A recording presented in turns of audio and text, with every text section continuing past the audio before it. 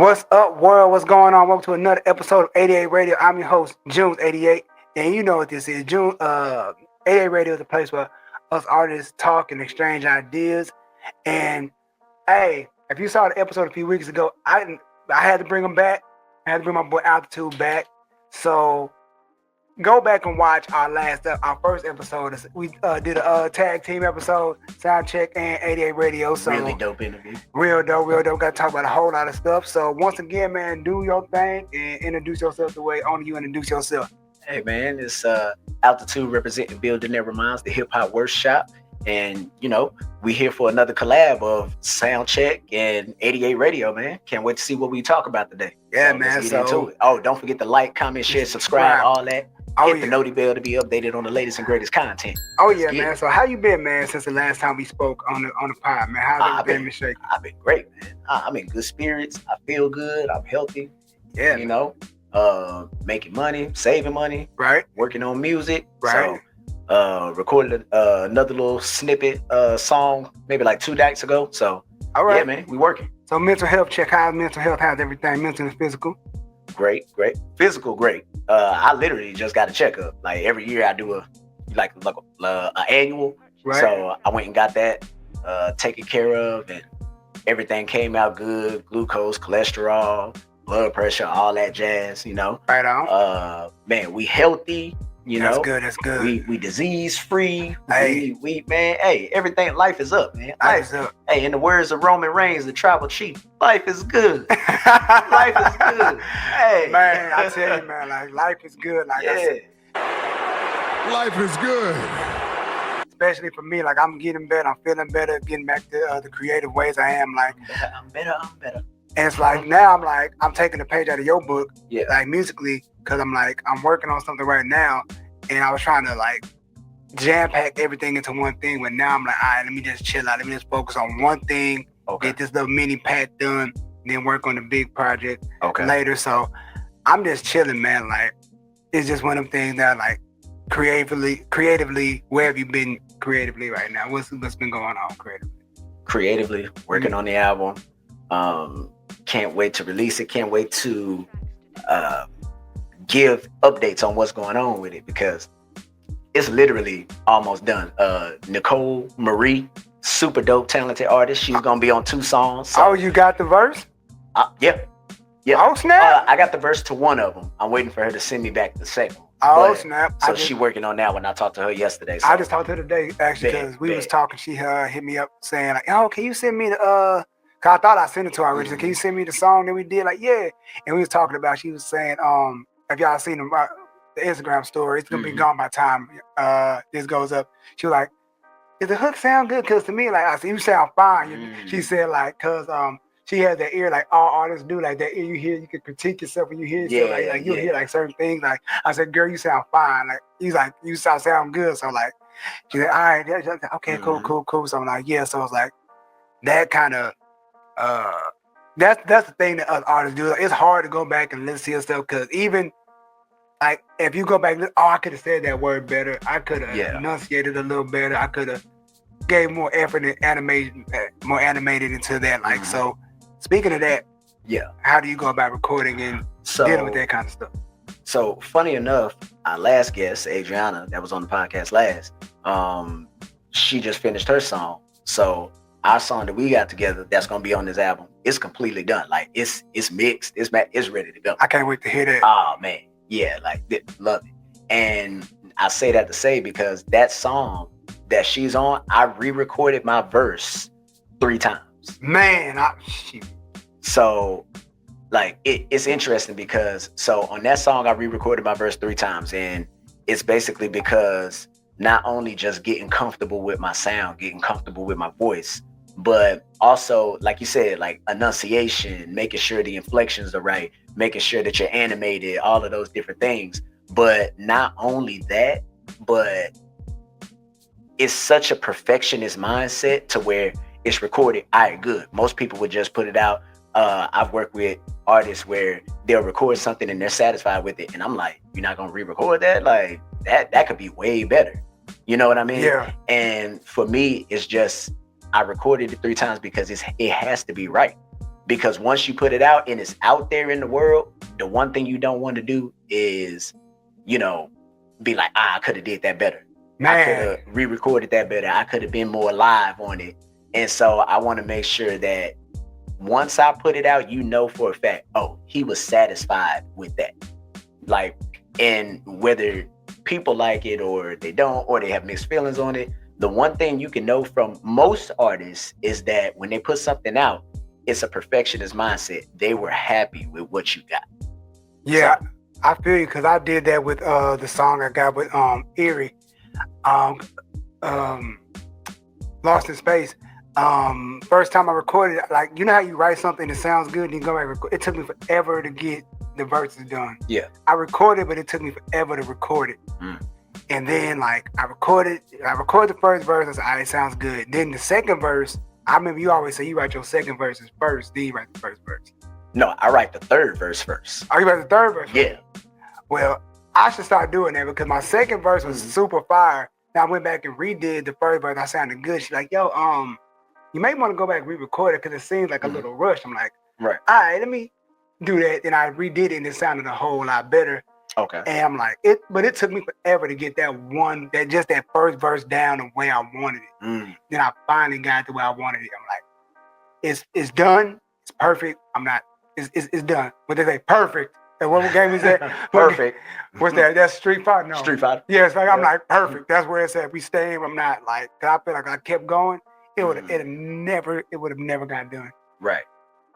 And, for me, it's kind of like, okay, so when it comes to writing songs and structuring songs, it's always a mixed bag because you never really know where or how it's going to go. Right. But the one thing I like to do is kind of make sure that I'm setting myself up for success. So when I'm writing a song, my writing process is I like to write the third verse first because I want my most impactful verses and my most potent and influential lines to be at the end of the song, because that's, you got to think, it's the lasting impression. It's what I'm leaving you with. Yeah. So when I write my third verse, I'm thinking, okay, I want everything to be super impactful, super potent in this, because I want to leave you with something tangible where you say, oh my God, like he ended like that. So that was crazy. My question is, how do you write this third verse? How do you go into writing the third verse? Cause that's tricky to me. I'm like, how do you,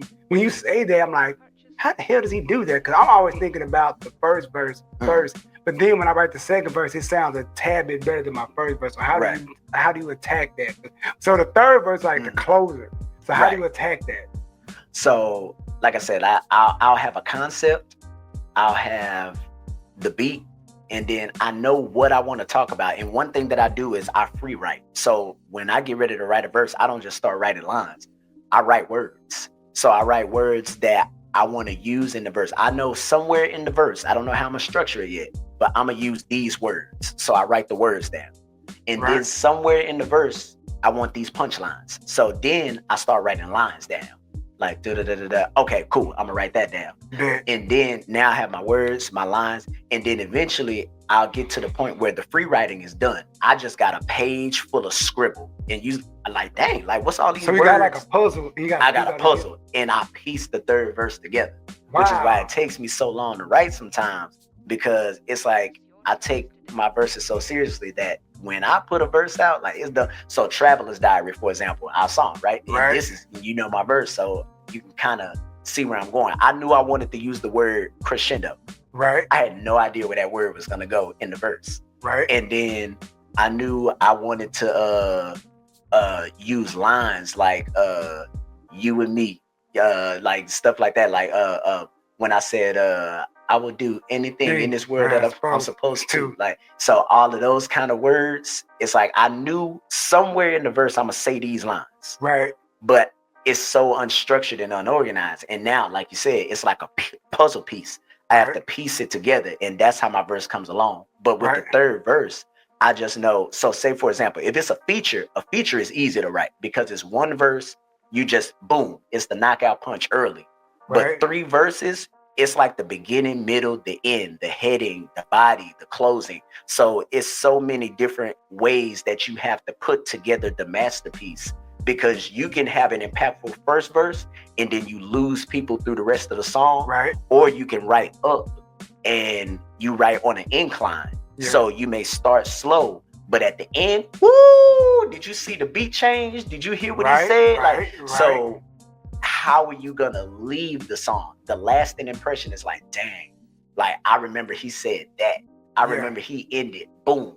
So that's why I like to write my third verse first, and then everything else kind of puts itself in the box. Right, because I just started doing third verse, because when you heard Keep On Moving, the first time very first time you hear, like, yo, is that a third? Because he was like, yo, is that he like, that's a third verse? I said, yeah. He said, you never do third verse. Like, yeah, I did. Yeah, he said, you never do third verse. Like I said, I just felt like that time had come for me to do a third verse, because everything I've been through. I'm like, I feel like the beat, it had 3 verses, and that's the second time I did a third verse on the song. Right. And I mean, like, it's nothing that I'm used to doing. Mm-hmm. But it's like attacking, trying to make everything sound different, make everything sound different. Cause like on Traveler's Diary, I don't travel much, but I have traveled, and I hit every point in Traveler's Diary. Then I'm thinking he gonna talk about what he was gonna want it to go, right? But he pretty much told it from a different perspective, like, you know, like traveling with the homies and everything. All that stuff. I'm like, oh, that you went in a different direction. I thought you were gonna go this way, but he said, no, I'm going this way. He said, you had said everything. You said everything. You covered all that. Yeah. You covered everything. So I'm gonna go this way. I'm like, and that's make our dynamic so cool, because we play off of each other. Like, it's like when we did the first Grey Days, like he came with the hook. I just gave him the verse that I got you, watch this. Oh, that sound dope. Then I sent him, then years later, I gave him Grey Days 2. I said, yo, I sent him just boom. He said, what song is it? You gonna know when you hear it. We need to perform those again, my lord. Oh yeah, perform Grey Days. Oh yeah, we do. Yeah, it's like we do Grey Days 2 a lot, but like, not the first one. You know, like when he heard it, like, yo, we doing a Grey Days 2. Like, yes, all right. And so, speaking of Grey Days, let's talking about something real quick. Okay, what you got? I'm gonna hit you with a hard-hitting question. Okay. You're a traveler, right? Yes. What's the top five places you travel, and what are the top 5 places you want to travel? And you can't say Japan for one of them. I know it's on the top. Yeah, like Japan is number 1. What? So you can't say Japan. So Japan off the list. I can't say Japan off the list. Japan off the list. So you gotta add 3. Because I'm going to Japan. That's obvious. So I feel you. It's like, all right, other than Japan, because we know you're going to Japan. Where else you going? All right, bet. So let's start with the first one. Top 5 best places you've been outside. Top 5 places I've been so far. Toronto. All right. Vancouver. Right. 2. Seattle. 3. San Francisco. 4. Colorado. Denver. Okay. Yeah, Rocky Mountains. All right, okay. Yeah, I can't leave Colorado off the list. I've been to Colorado 3 times. So I definitely can't leave them off the list. I've flown there. I've driven there. Wait. Driven there from where? From here, from Dallas. Damn. It's a 10-hour drive. And that's if you don't stop. It's really like 11 or 12, because if you got to stop for bathroom breaks, a couple times for gas. But if you fill up in Dallas and then time it it's like 10 and a half hours. That was a solo trip? One was a solo trip. One was with a friend. And then I flew with a group. When I did fly, I flew with a group. So I've driven to Colorado and back twice. And I've flown there and back once. So the drive was solo. And so the drive was just a group. One was solo. One was with a friend. So my question is, how was a solo drive to Colorado? Oh, it's great. I love solo traveling. I think more people should solo travel. I think that when you solo travel, you don't have to wait on anybody. Right. You're not at the whim and mercy of somebody. I want to go there. Yeah, not even that. Like, if you want to go somewhere, it's fine. But sometimes you're at the mercy of, oh, I got a headache. I'm tired. When are we leaving? Blah, blah, blah. Like, people complain and stuff like that. My feet hurt if we walk a lot, because I like to take public transportation, because I like to explore the city and what it has to offer. Because sometimes when you're driving, you can miss some stuff. And right. Like, I like to hit the unbeaten paths and stuff like that. So when I'm traveling, I want to make sure that I'm getting my money's worth. Right. Like, it requires a lot of money to travel. Yes, it and does. you can life hack, you can travel hack, and you know, I'm very frugal. Some people say cheap. I say frugal. Doggone it, frugal. But I find ways where I can save money on this hotel. I can save money on this flight. If I go on a Tuesday, it's gonna be cheaper than going on a Saturday. You know what I mean? Like, Right. so I find ways to save money like that. I got the same experience just on a Tuesday, and it was less crowded. It was cheaper, all that kind of stuff. So when you solo travel, you're not at the mercy of beggars and choosers. Right. But also, you get to do what you want to do. You wake up when you want. You go to bed when you want. And it's great. Like, I think more people should do it. Now, granted, you want to experience things, so it's fun to go with a group. It's fun to go in a relationship, but sometimes it's something self-fulfilling about saying, "Dang, I did that on my own." Yeah. That's crazy. So I'm gonna ask another question. Mhm. Because And I will answer your top 3 when you get so I'm a night driver type of person. Okay. Like that night, there's something about night vibe when you drive Mhm. them on them long dusty roads, and you got the music playing, the lo-fi, the smooth jazz, Mhm. R&B. How is that drive making it? I don't know if you went through when at night, like you know, morning to the that. So I always, if I'm driving, I leave as early as possible. If I can leave at 3-4 a.m., like I beat the rush hour traffic, all of that. Even when I drove to South Padre, that's about a 8-hour drive from here. Right. I left 4 a.m. Right. and got there by 11, almost noon. So that was great for me. But yeah, like I love driving at night and then watching the sunrise. Yeah. Top 3 places that I want to go, I'll say Switzerland, Thailand, New Zealand. Okay. I want to go to New Zealand, not Australia. New Zealand. Okay. It's a difference, and they will let you know it's a difference. Yeah, cause I got a homie. I had a homie from New Zealand, and when I met him, they got the accent. I'm like, you from New Zealand? And I like, you from Australia? Australia? He said, no, I'm from New Zealand, mate. I'm like, oh, okay, like I got the same lingo. I see, like, and then nah, like he's like, yeah, like nah, I'm not. But they separated themselves. They declared themselves independent from Australia. Damn. Yeah, so they, like, to us, we look at them as that's a part of the same. To us here in the West, we look at Australia as the mainland, and New Zealand to them is like Hawaii for us. Like, it's part of the U.S., but even for us, Hawaii is a U.S. state. Right. But if you go to Hawaii, they'll be like, nah, we leave them on the mainland. We don't, we on the social. Man, they don't play with none. They don't play about that. Right. And they're like, nah. Same thing with Alaska. It's a U.S. state, but Alaska is isolated. They call us the lower 48. Damn. Yeah, they call us the lower 48 because they're up top and the other 49 states are below Alaska. Oh. And, but also the other 48 because Hawaii is separated on an island, and then there's 48 states beneath them on the mainland. See, I didn't even know they called us there. Oh yeah, they separate themselves. It's like you still part of us, but they're like nah. Distant cousin. That's third cousin twice removed. You know what I'm saying? So speaking of traveling and music, how has music influenced your how has traveling influenced your music so far? Oh, big time. I think I got about 5 traveling songs, which is crazy, and 2 of them are gonna be on this album. 1 was on the last one, and then Traveler's Diary with you. Yep. So yeah, traveling influences my music in a big way because it allows you to see different places, taste different food, experience different cultures, languages, see what other people across in the world live like. When I went to Belize, you wouldn't believe the poverty that was in Belize, and it's a tourist town. So basically, when people travel to Belize, that's what feeds the economy.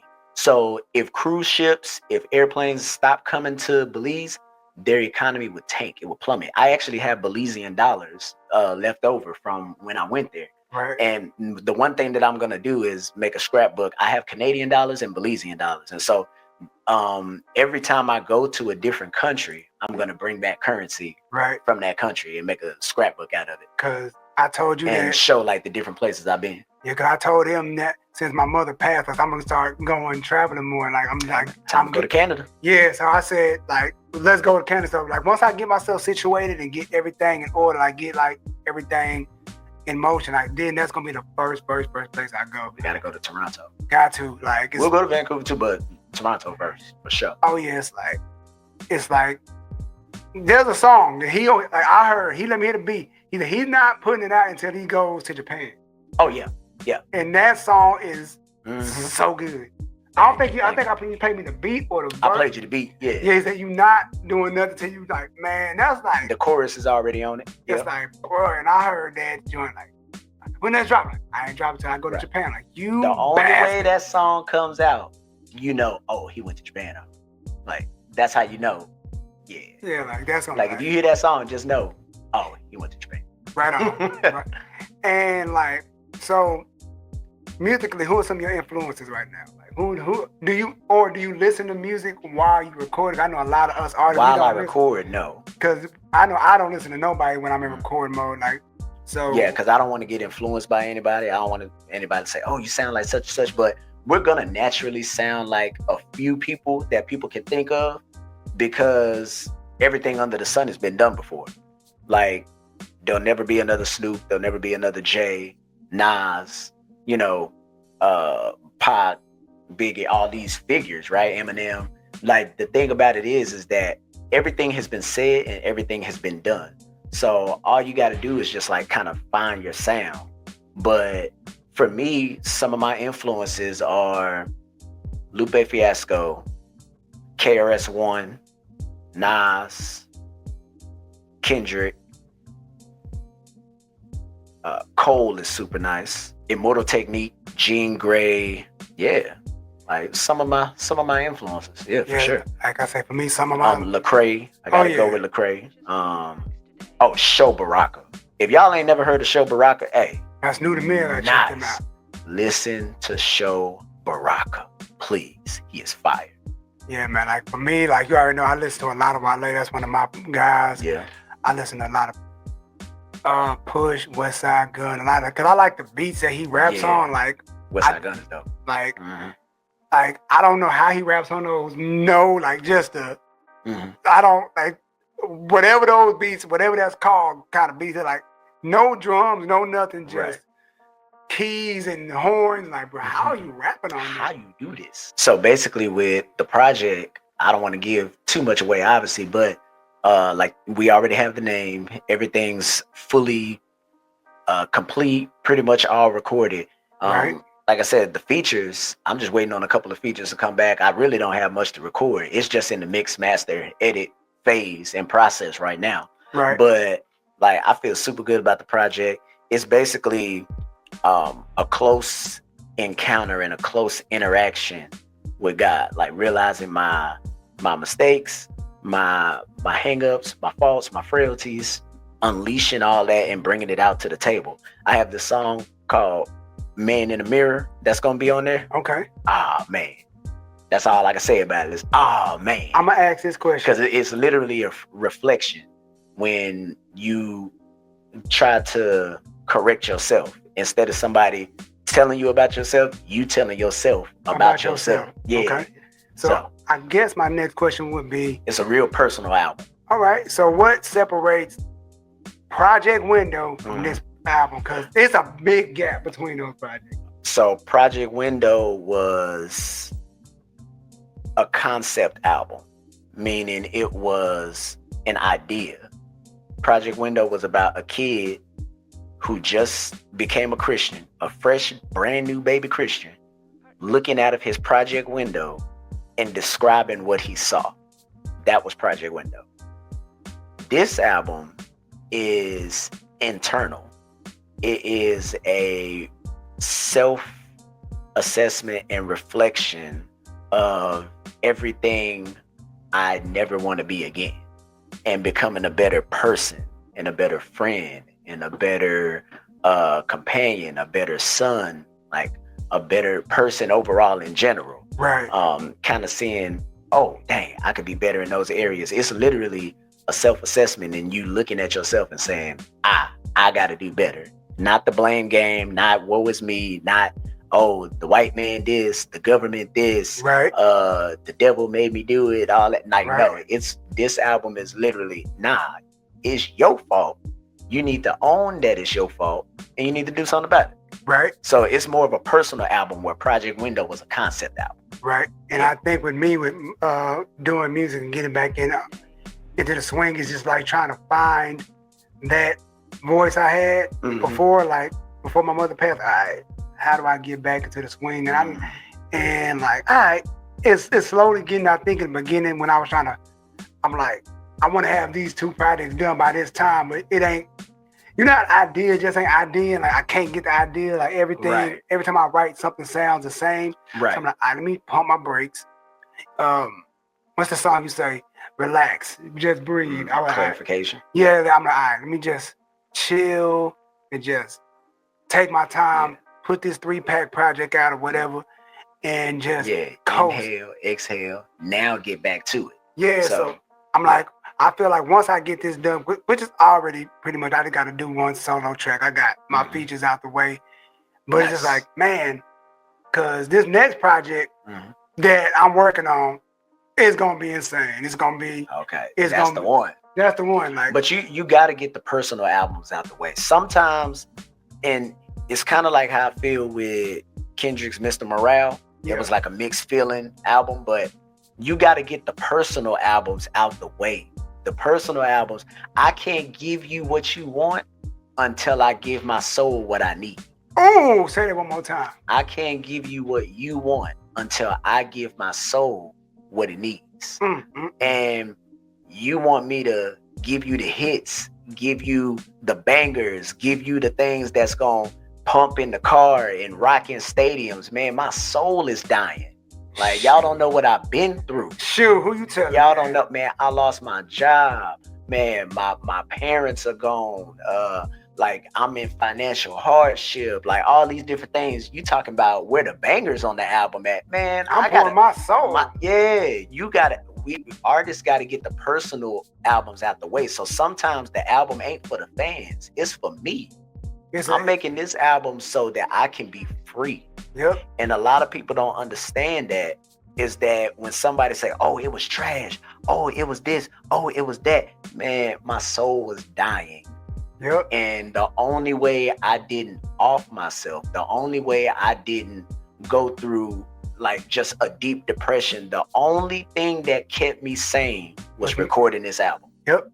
How dare you? Exactly. And that's how it is with like the song Journals. Journals 1 and 2 just ain't songs about just travel. It's deeper than that. Like it's deeper than that. Like I said in the journal, probably I write my feelings down in my journal, my thoughts and my fears. It didn't make sense until I lost my mom. Like, damn, this makes way more sense than I did when I wrote it. I didn't think I wasn't thinking about that when I wrote it. Now when I hear it, like I can't even oh damn.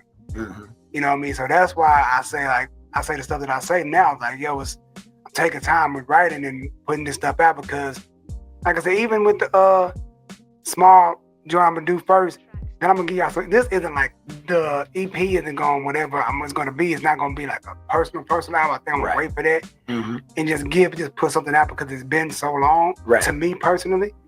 And I think about time I do something, and when it's time for the that personal album, it's really gonna be it's really gonna be that. But sending us, it's the same thing. My bad, I didn't mean to cut you off. But sure. I was about to say it's the same thing after this album, the personal album. The bangers coming after that. That's Hip Hop Ronin, the EP. So you saying the name on this one? Huh? Are you actually saying the name Hip Hop Ronin on this one? Oh yeah, I can say Hip Hop Ronin because that's an EP. I ain't worried about the EP. I'm gonna throw that out whenever I Okay. But the album, this personal album, I'm saving that. The one you own, and I'm saving that. But after this personal album, that's when the bangers coming. That's Hip Hop Ronin. That's everybody know about Life in the Gray. Oh yeah. So that's when everything else is coming. But hey, you gotta wait. Hip Hop Ronin, I will be on that project. Cause I'm gonna introduce a new character on that project. Go ahead and introduce a character. A new character, a whole new character. Interesting. We gotta talk about this. Oh yeah, I'm gonna tell you. I'm gonna tell you. Yeah, we gotta talk about this. Okay. All right. So tell us what's going on with you before we get up out here, man. Let us know where you at, what's cracking, what's popping. Oh no, man. Find you across all social media platforms, across all streaming platforms. I am Altitude, all one word. all lowercase, at I Am Altitude. You'll find me on everything. Working on the albums, you know, being low key, right between the A and C. And hey, you know, we just trying to uplift, inspire, and encourage, man. Right. That's what music is supposed to be for. That's what hip hop is supposed to be for. It's supposed to be for change, revolution, right? To make people feel good about themselves. And you can still give them the hits, you can still give them the bangers, but we working on something special over here, and it takes time. I know that, you know, people want the rush on it, but hey, in God's timing, like I said on the last podcast, I promise you, once the album drops, you're gonna be like, I'm glad I waited. Oh yeah. Oh yeah. So like I said, yeah, I'm June 88. This has been 88 Radio. It's my boy Altitude. Thank you for tuning in to another episode of June 88 Radio and Soundcheck. And make sure you comment, like, subscribe to I Am Altitude on YouTube. Yes. All the links will be in the description, and we will see y'all later. Peace.